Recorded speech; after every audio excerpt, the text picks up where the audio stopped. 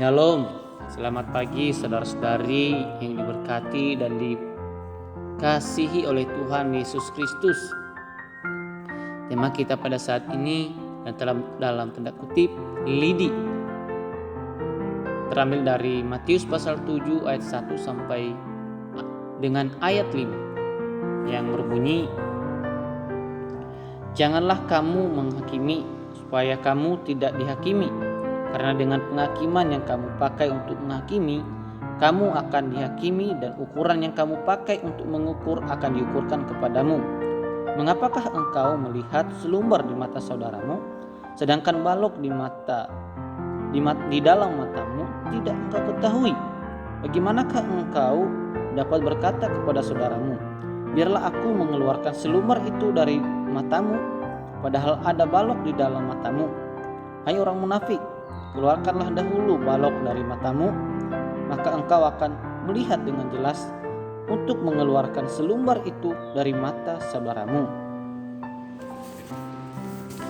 Saudara-saudari, tema kita adalah lidi.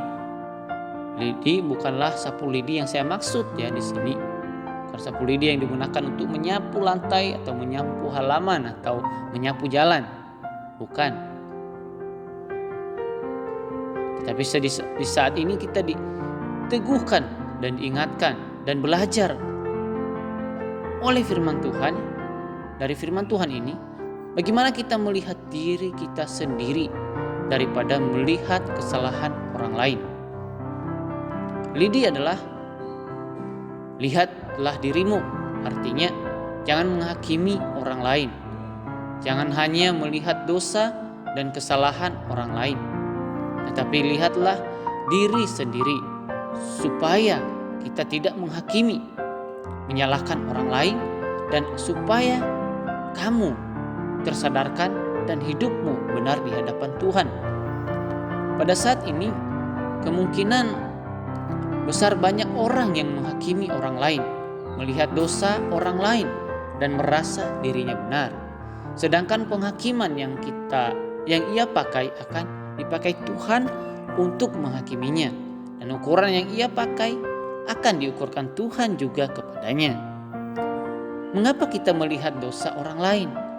Bagaimana kita melihat dosa orang lain sedangkan kita juga masih berdosa dan belum di dalam Tuhan? Untuk itu Tuhan Yesus menegur kita supaya tidak menuduh, tidak mudah menghakimi, dan supaya kita hidup benar di hadapan Tuhan. Ketika kita sudah di dalam Tuhan, pasti kita menegur dengan teguran yang membangun sehingga memiliki hubungan yang baik.